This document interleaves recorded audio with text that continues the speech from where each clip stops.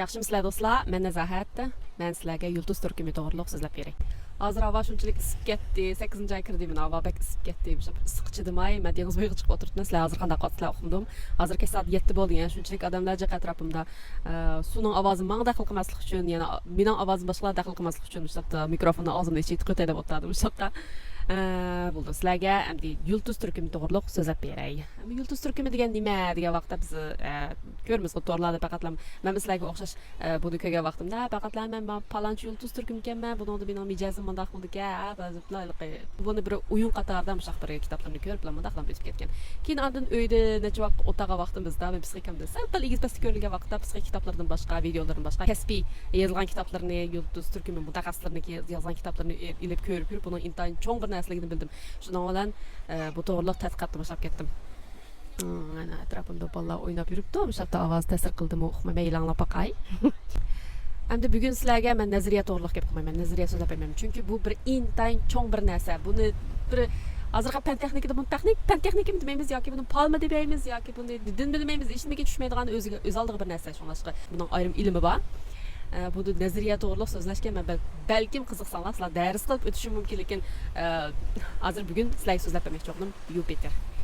Bugun nimishqa Yupiterni so'zlayman vaqtda hozir Yupiter bir yilda bir almashadigan bir sayyora. 12 yulduz turkumi, 12 xona bor.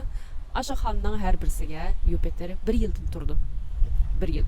Endi biz odatda deganimizdek 1-oyning 1dan 12-oyning 31gacha emas. Uninki o'zining oldiga vaqti bor. Ya'ni bu yil deb kelsak, bu yil Yupiter 2024-yili 5-oyning 26-si qo'shkezak yulduz turkumiga kirdi. Endi kelar yili 2025-yili 6-oyning 10-gacha shu yulduz turkumida qo'shkezak yulduz turkumida turdi. Demakki, taxminan 1 yil bir yulduz turkumida turdi demakchi. Şu an Yupiterga qarab bizning 1 yillik planimizni tuzsak bo'ldi demakchi. Plan tuzgan vaqtda masalan 1 kunlik, 2 kunlik plan tuzgan vaqtimizda oyga qaraymiz, chunki har bir yulduz turkumida 2 kun, taxminan 2 kun turdi. Mesela aylıqları qaraymiz. Aylıq qarsak Venera bor, Quyosh bor, Merkuriy degandek mushlar qarsak 1 oylik, 20 kunlik 1 oylik planimizni tuzib bo'ldi. Mesela 2 oylikni tuzmoqchi olsak Mars qaraymiz. Ham albatta bularning orasidagi qancha bulung asıl qilganini, qanday o'ringa kelgan deganlarni hisoblaymiz. Bularning hammasi nazariya mushlarni o'rganib bo'lgandan keyin andin biz keyingi turmushimizni nimalarga diqqat qilishimiz kerak deganlarni faraz qilib baqsaq bo'ldi. Endi buningga men mutlaq to'g'ri yo xato deb buningga deb beramayman, chunki ama bu fan texnikaga tushmaydi. Hozir fan texnika astronomiya emas. Fan texnikaga tushmaydi. Dinma emas, palma emas. Palchi deb ketganlar chiq, lekin palma emas, lekin o'z oldiga bir ayrim bir narsa. Endi buni ishini ishlamaslik degan narsa emas. Balkim o'yinning o'rniga so'z bo'ldi yoki buni bundaqqa andaqqa deb buni farazingizga qarab chiqilib buni har bir odam o'ziga tushliq bir tushunchasi bor bunga. Bizda bek umumlashib ketmagan, shunlashqa buni shu mezgilda o'rganganimni sizlarga o'rtoqlashqim keldi. Hozir 1 yillikni desam, Yupiter 5-oyning 26-kuni qo'shkezak yulduz turkumiga kirib bo'lgan.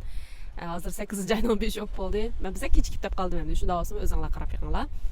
Endi bu qatam deydiganim yulduz shu Yupiterningki ayrim her bir odamga emas, chunki har bir odamningki planni tuzish uchun o'sha har bir odamning yulduz taxtisi qarash kerak. Bu odamningki har bir odamning yulduz taxtisi ayrim bo'ldi. Tug'ilgan yil, oy, kundan boshqa yana soat, minut ketadi uni bir odamniki yulduz taxtisini chiqarish uchun. Shunlashqa bu har bir odamga emas. Men oldi bilan umumyuzlik shu 12 yulduz turkumining hammasiga qanday ta'sir ko'rsatganini qisqa bir tushuncha berib bo'lgandan keyin, ondan 12 yulduz turkumiga ayrim qanday ta'sir ko'rsatdi shu 1 yilda deganni so'zlab beraman. Endi albatta kishilik yulduz taxtisiga qarab hammasiningki necha milliard odam biz kishilik yulduz taxtisiga men qarab olmayman. O'zimningga qarab tadqiq uni og'ir yetib bo'lmadim, chunki bir odamni tushunmak shunchalik tez. Shunlashqa men 12 ga bo'lib deyman.